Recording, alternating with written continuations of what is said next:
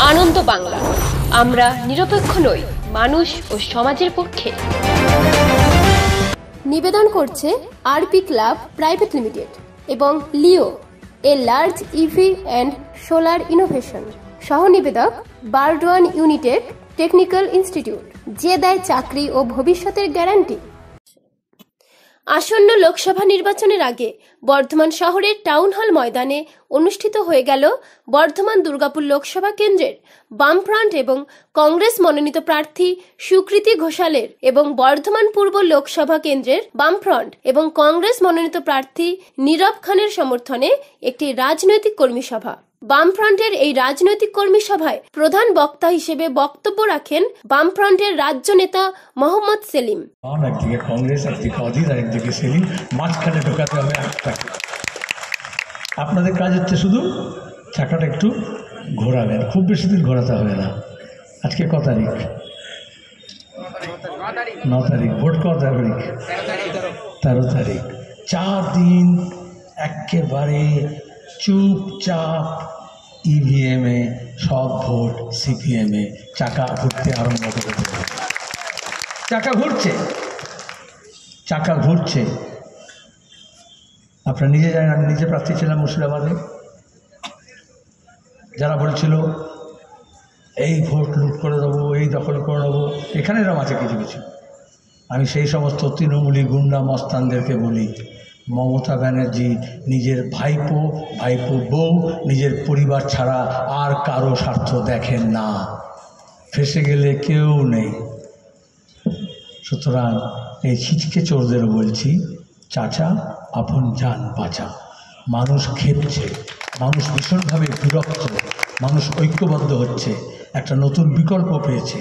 যারা মনে করেছিল বিজেপি শায়েস্তা করবে, বিজেপি শায়েস্তা করেনি, করতে পারে না।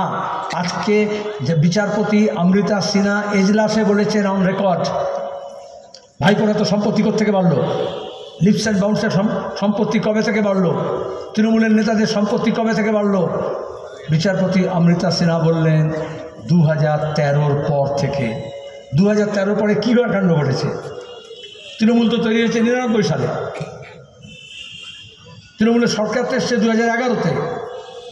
2013 পরে 2014-তে বিজেপির সরকার এসছে, মোদি চৌকিদার হয়েছে। সাইয়া ভাই কোতোয়াল ডর কায়েগা। আপনাদের এখানে যদি থানেদার, আইসি, এসপি যদি নেতা নেত্রী, কয়লা পাচারকারী, স্মাগলার, গুন্ডার যদি ঘনিষ্ঠ হয়, তাহলে তার গুন্ডামি বেড়ে যায়, তার মস্তানি বেড়ে যায়, তার আমদানি বেড়ে যায়। এইরকম দিল্লির চৌকিদার মমতার ঘনিষ্ঠ হয়েছে বলেই ভাইপোর সম্পত্তি আরও বেশি বেড়ে গেছে। আজকে বিশ্বাস করুন, পিসি ভাইপো জেলের বাইরে আছে শুধুমাত্র দিল্লিতে মোদির সরকার আছে বলে। আমাদের হিন্দু শাস্ত্রে আছে, ধর্মে আছে, এদা এদা এই ধর্মস্য গ্লানি ভবতু ভারত, তার আবির্ভাব হয় না একজন অবতারের। মোদি এরকম নিজেকে একটা অবতার সাজিয়েছেন, আর মিডিয়ার দৌলতে অবতার বানিয়েছিলেন যে এত গ্লানি, এসব কি করে ঘুচাবে। তাহলে একটা নতুন অবতার এসছে, কিন্তু আমরা দেখলাম তার কোনো কাজই মানুষ স্বীকার করছেন না। ও বলছে বিকাশ, এ বলছে উন্নয়ন। দুজনে একই পাঠশালায় পড়েছে।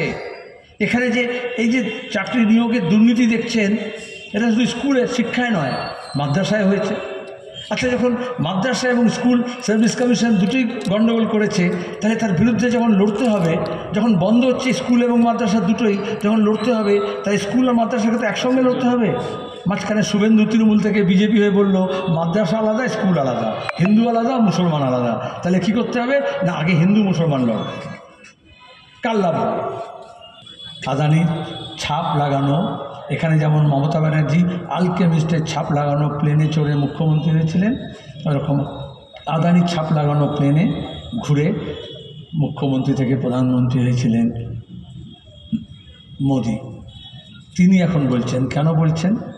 কারণ মানুষকে এত সব কথা বলেছেন, কিন্তু মানুষ বলেছে মেরা রোজি কাহা, আমার কাজ কোথায়? তুমি বলেছিলে বছরে 2 কোটি বেকারকে কাজ দেবে, তাহলে 10 বছর এখন বলতে পারতে 10 দুগুণে 20 কোটি বেকারকে কাজ দিয়েছি। 20 কোটি পারিনি, 18 কোটি, 19 কোটি। তুই বলেছিলে কৃষকের আয়কে দ্বিগুণ করে দেবো। তুই বলেছিলে 2020 পরে কোনো মানুষ গৃহহীন থাকবে না, সবার ঘর হয়ে যাবে। তুমি বলেছিলে, সরকার বলেছিল, শুধু বিজেপি নয়, ঘোষিত কর্মসূচি ছিল যে সব একদম স্বচ্ছ ভারত হয়ে যাবে, কোনো নোংরা থাকবে না, কোনো ওপেন ড্রেন থাকবে না, কেউ রাস্তায় দাঁড়িয়ে বাইরে দাঁড়িয়ে পেচ্ছাপ পায়খানা করবে না। তুমি বলেছিলে যে বিদেশ থেকে কালাধন নিয়ে আসবে, কুছ নেই তো 14-15 লাখ ইউই চালায়েগা। এখন সেগুলো বলা উচিত, সেগুলো চেপে গিয়ে এখন বলছে নতুন করে গ্যারেন্টি। আরে পুরনো মাল যা বিক্রি করেছিলে সেটার ওয়ারেন্টি শেষ হয়ে গেল, কিছু তুমি সার্ভিস করতে পারলে না, এখন আবার নতুন গ্যারেন্টির কথা বলছো। আর আমাদের রাজ্যে তৃণমূলের উপর রাগ, ক্ষোভ, জ্বালা, যন্ত্রণা, দুঃখ বেড়েছে। মানুষ একটা বিকল্প পেয়েছে। আমরা বলছি না হ্যান করেগা ত্যান করেগা, আমরা কি বলেছি? আমাদের লড়াইটা হচ্ছে অধিকারকে ফেরত পাওয়া। আমরা যা কিছু অর্জন করেছিলাম, যেগুলোকে ওরা ধূলিসাৎ করছে, সেগুলোকে রক্ষা করব। আমরা বলেছি আমাদের দেশের সাংবিধানিক কাঠামোকে আমরা রক্ষা করব। এই সাংবিধানিক কাঠামো আমরা পেয়েছি আমাদের স্বাধীনতা আন্দোলনের উত্তরাধিকার হিসেবে। সেখানে বিজেপি আরএসের কোনো ভূমিকা নেই। যারা বলছে কংগ্রেস আর বামপন্থী একসঙ্গে কেন হলেন, অনেক পুরনো কাসুন্দি ঘাটছে। আমাদের মত আলাদা, আমাদের পথ আলাদা, আমরা জানি। কমিউনিস্ট পার্টিতে জন্মলগ্ন থেকে কংগ্রেস দলের মত এবং পথের সঙ্গে আমরা দ্বন্দ্ব আছে, এখনও আছে, তখনও ছিল।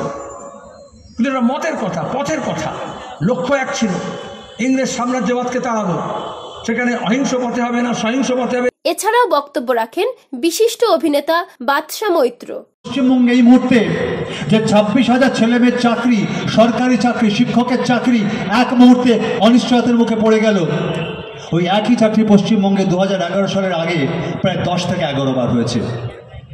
কয়েক লক্ষ ছেলে ওই একই চাকরি দিয়ে পরীক্ষা পেয়েছে, একজনকেও রাস্তায় আসতে হয়নি। পশ্চিমবঙ্গের স্কুল শিক্ষক হওয়ার জন্য কলকাতার রাস্তায় আমাদের গ্রাম মফস্বলের ছেলেদের ধর্ণা দিতে হয়নি। যারা পশ্চিমবঙ্গের ক্ষমতায় থেকে এক মুহূর্তে এই 26,000 ছেলেমেয়ের জীবনকে অন্ধকারে ডুবিয়ে দিতে পারে, তারা দিল্লিতে গেলে, ভারতবর্ষের সংসদে গেলে দেশটার কি অবস্থা করবে আপনারা ভাবুন। এটা কোনো দলের কথা নয়। ওই 26,000 ছেলেমেয়ের মধ্যে তৃণমূল আছে, কংগ্রেস আছে, বিজেপি আছে, সিপিএম আছে, কোনো দল করে না সেই ছেলেমেয়েরাও আছে।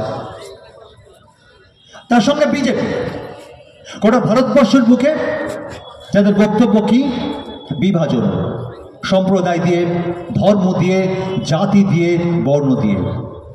উন্নয়ন তার কাছে উন্নয়ন মানে মন্দির। ভারতবর্ষের আমরা যারা মানুষ, এই রাজ্যের মানুষ, আমরা আমাদের ধর্ম, আমাদের সম্প্রদায়, আমাদের বড় হওয়ার সঙ্গে আমরা জেনেছি, আমরা জেনেছি, আমরা বুঝেছি, আমাদের পরিবার থেকে জেনেছি, আমাদের সংস্কৃতির মধ্যে মিশে আছে সব কিছু। আমি যে শহরে বড় হয়েছি, মুর্শিদাবাদ জেলা, সেলিমতে যে অঞ্চলের যে কেন্দ্রের প্রার্থী, আমি আপনাদের দেখিয়ে দেবো ছবি তুলে। আমার শহরে, আমার লালবাগ শহরে মন্দির এবং মসজিদ একসঙ্গে আছে, একটাই দেওয়াল, যার একদিকে মন্দির একদিকে মসজিদ। বিজেপি এটা করতে চায় না। আমাদের ছেলেমেয়েদের ভবিষ্যৎ কি? আপনি যে কোনো, আবারও বলছি, রাজনীতির কথা ভুলে যান। 18, 19, 20, 21, 22 যে কোনো বয়সের ছেলেমেয়েদের সাথে কথা বলুন, তাদের স্বপ্ন কি? একটাই উত্তর, আমাদের কোনো স্বপ্ন নেই। কেন নেই? তার কারণ তাদের থেকে যারা 5-6 বছরের বড়, 8 বছরের বড়, 7 বছরের বড়, তাদের জীবনটাই অন্ধকারে ডুবে আছে। তাই তারা কি করে স্বপ্ন দেখবে? আপনি যদি চান আপনার ছেলেমেয়ের ভবিষ্যতে অন্ধকার ডুবিয়ে দিতে, আপনি তৃণমূলের পাশে যাবেন, বিজেপির পাশে যাবেন। আর যদি মনে করেন সে অন্ধকারকে কাটিয়ে নতুন সূর্য আপনাকে ওঠাতে হবে, আপনাকে বামপন্থীদের পাশে আসতেই হবে। আমরা পশ্চিমবঙ্গের বুকে এরকম ঘোড়া কেনা বেচার মতো নেতা মন্ত্রী কেনা বেচা হতে কোনোদিন দেখিনি। আজকে দেখি আমরা, আমাদের কোনো উত্তর নেই। আমরা দেখিনি পশ্চিমবঙ্গে 34 বছর সরকার চালাবার পর নেতা মন্ত্রীদের জেলের পেছনে দেখিনি আমরা দুর্নীতির দেয়। আজকে দেখছি আমরা। শিক্ষামন্ত্রী বলুন, খাদ্যমন্ত্রী বলুন, শিক্ষা দপ্তরের, খাদ্য দপ্তরের বড় বড় আমলারা বলুন জেলের পেছনে। কেন জেলের পেছনে? কারো সরকার চালালো।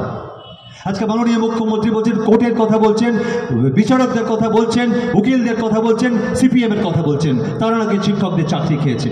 মিথ্যে কথা বলছেন। আই রিপিট, মিথ্যে কথা বলছেন। প্রশ্ন একটাই, এই চাকরির পরীক্ষা সুপ্রিম কোর্ট অব্দি গড়ালো কেন? কি পরীক্ষা নিলেন? কাদের পরীক্ষক নিয়ে করলেন যে পরীক্ষার পর কে পাশ করেছে আর কে ফেল করছে সেটাই বলতে পারলেন না? আরে একটা চাকরির পরীক্ষা নিয়ে কে পাশ করেছে কে ফেল করেছে বলতে না পারলে আপনি দিল্লির বুকে কি করবেন? কি কাজ করবেন? কাদের পরীক্ষা নেবেন? কাদের দায়িত্ব নেবেন? আপনাদের সিদ্ধান্ত নিতে হবে। পূর্ব বর্ধমান থেকে দেবাশিস ঘোষের রিপোর্ট, আনন্দ বাংলা।